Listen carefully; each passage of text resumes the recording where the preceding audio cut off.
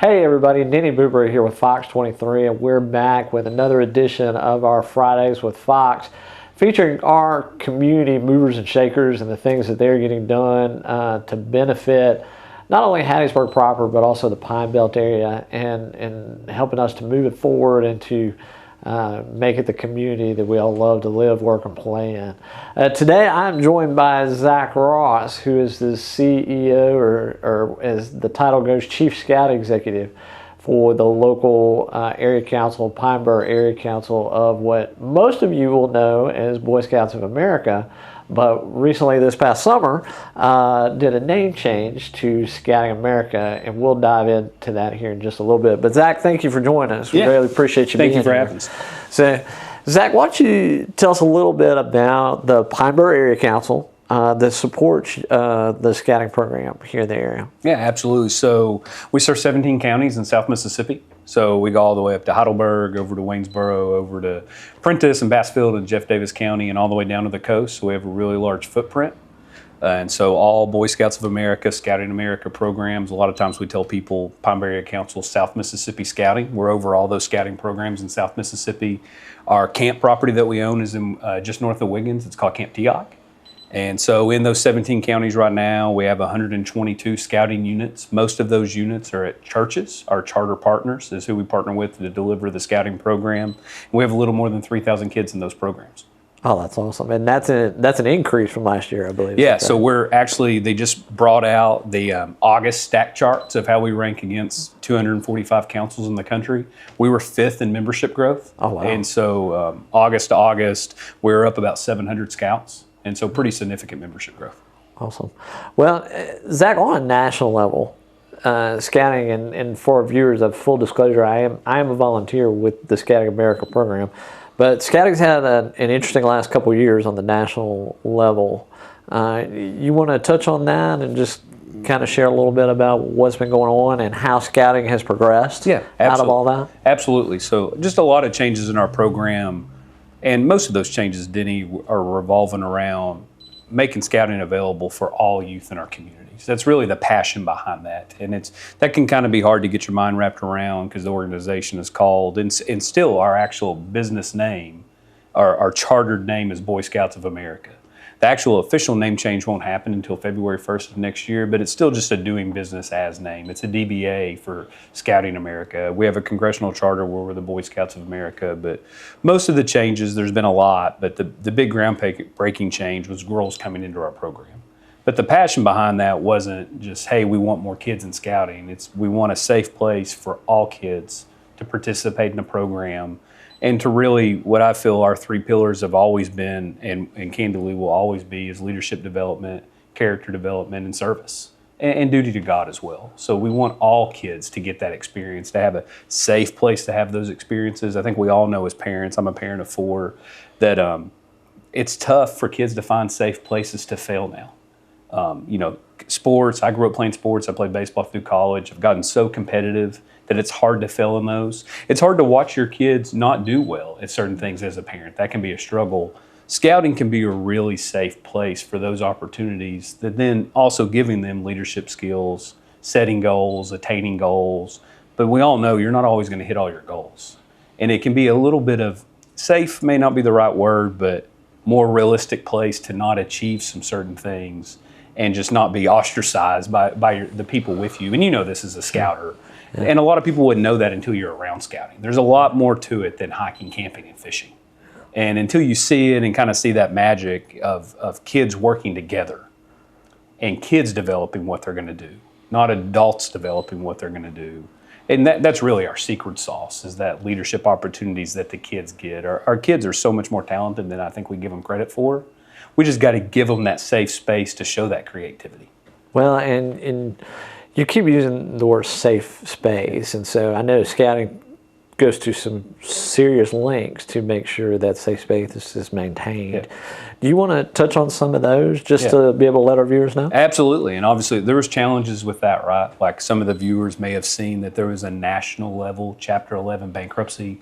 I would want you all to know that's not a local council bankruptcy. We're a 501c3 in the state of Mississippi. We have no debt. We're debt-free.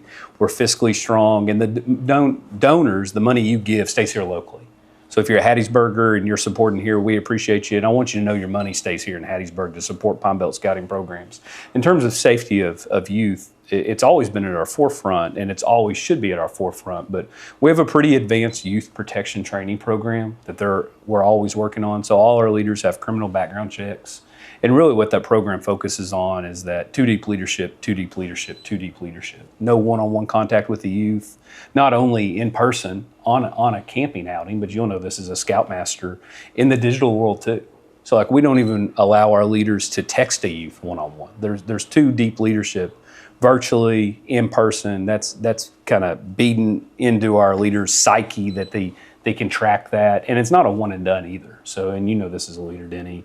But I would want the viewers to know this. It's not like you take this training and you get to put it in your back pocket and you never look at it again. You've got to retake this training every couple of years. And the national office is actually working on redeveloping the training right now to where it's eventually going to become, it's going to be an annual requirement. And it may just be a recertification that you're acknowledging some questions. But safety is one of the pillars in our new 5-point plan. We want to be one of, if not the leading safety youth organization out there. Awesome. Well, now you talked about learning in personal development a minute ago. I will share there's 136 different merit badges for the scouts proper, the middle school to high school age to learn from. But what does that look like for all the ages that are involved in scouting? Yeah, absolutely. So, you know, we're still the Boy Scouts of America, Scouting America. That's our brand names. Here locally, I pretty consistently tell people Pine Bluff Area Council South Mississippi Scouting. And under that mothership, we have 4 programs. We have Cub Scouts, which is elementary school, Scouts BSA, which is middle and high school, where kids are working towards the Eagle rank, which a lot of viewers are probably going to have heard of. Venturing, which is co-ed. It's always been co-ed, and it's a high adventure program. And then career exploration, where kids get real life experience and career opportunities that they think they want later in life. And so that's all our brands. So starting with Cub Scouts, you know, every month, each month of programming has a theme, and those things are called adventures. And kids are working through different adventures, earning belt loops instead of merit badges, earning things, learning things, intaking new knowledge and different skills, ranging from they may be like one lesson for second graders is learning about coins. But while they're learning about coins, they do like a little scraping on a paper of a coin, and they learn something like that. Or it may be learning how to properly fold a flag or retire a flag, something that a lot of kids aren't going to know because there just isn't a lot of programs that teach that. And they're trying to earn a rank by the end of the year. But the reason all that's happening is we know from just historical evidence that advancement-based opportunity develops character in these kids, accountability, attaining goals, working towards something. Then you get to Scouts BSA, and as you said, there's over 130 different merit badges, and they're ranging from welding to personal fitness to golf to textiles to art to music to citizenship in our community. There's so many different ones, and what's really exciting about that, though, is that the kids get to decide what they're going to work on. You know, the kids decide what merit badges they want to work on. The kids decide what big trips they're going on and what they want to achieve. And that's a youth-led program. You know, adults there for safety, for protection, for some guidance. We don't just want the kids to fail all the time, obviously. But having that place where kids get a leadership role, they get an opportunity to develop a plan and see a plan through fruition and attain some goals. That can be really, really special. And there's not a ton of opportunities of that as a kid. Like you may be a leader on your sports team. You may be a leader on your debate club. You may be a leader in karate. You may be a leader in whatever you're doing, right? And some people are kind of a little more of a natural born leader. But to have an opportunity to learn leadership skills and to be comfortable working with other people your same age, to be comfortable with working with kids with adults older than you, and simply looking them in the eye, right? We live in such a world of, we have these, right? We have these. We all have these. And, you know, our kids, that's all they know, right? I'm 38 years old. I didn't get a cell phone until I was a senior in high school. But for kids to simply know how to look an adult in the eye, shake their hand, talk to them, communicate with them with confidence. Can be challenging. You know, it can be super, super intimidating. And so I was at a court of honor recently, Denny, with my daughter in the girl troop, that would be the sister troop to the boy troop you're over, and your son ran the whole court of honor, and he did a great job. And I'm not saying that to just brag about your kid, but I can tell you when I was, how old is Collier? He's a freshman. And so when I was a freshman in high school, I couldn't dream of doing something like that. I was petrified of public speaking. And I didn't grow up in scouting. I grew up playing sports. I ended up working for scouting. And I would have killed to have some of those skills before I had to go do it. Like, I was like shaking when I had to do public speaking in high school and college because I'd just never been given the opportunity to be in that situation. Oh, sure. Well, let me change gears and talk a little bit about you and your role.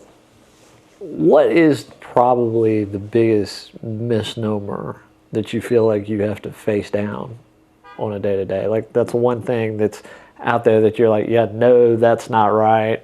Here's the truth. Or like you said a minute ago, people don't necessarily learn until they're actually engaged with the program. Absolutely. And so, a lot of it, honestly, is let's say we're making a sales call with a local church. And when I do that, I approach it as we want them to view scouting as a ministry outreach opportunity. We want them to think about scouting as not just scouting in their church, but this is another ministry outreach opportunity for you into the community, where more families can be involved in your church through the mechanism of scouting. And when we do that, though, we'll get a lot of feedback like, hey, we don't think our values align or something of that, because policy changes at the national level, not necessarily at the local level. So I think like if there was a pastor out there, or just church members out there that haven't considered scouting at their church before, one thing I would want them to know, like if you actually look at the bylaws of the Boy Scouts of America and our Declaration of Religious Principle, we still have that you approve all the kids in your program. You approve all the adult leaders in your program.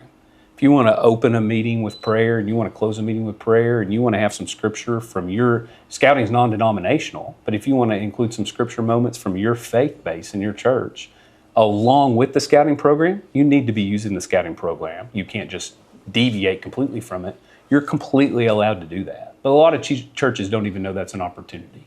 They see some national headlines and they're just assuming that our value sets don't line up anymore. And as I said earlier, and I know we're probably running out of time, our core values that were there are still the same, which is citizenship, duty to God, character development, and leadership skills. We want that in all kids. So that's one thing that's changed, right? It's not just boys, it's boys and girls, but we want all kids to get those opportunities. And those are the same opportunities we wanted for kids 25 years ago. Like that hasn't changed. And churches can still partner with us, and civic clubs can still partner with us to deliver on those opportunities through the scouting program. And we know our program makes that happen in youth. We know the curriculum that's there makes it happen. But we do want to partner with local entities to help make that happen, because it just personalizes scouting for everybody. Because I'm not from Loosedale. I live in Hattiesburg. Yeah. I'm not even from Petal. And so for me to just think that I know everything about Petal is unrealistic. But the church member out there, the civic club member out there, they know a lot about Petal. And they can get the right people involved to make scouting really special for the youth of Petal. Absolutely.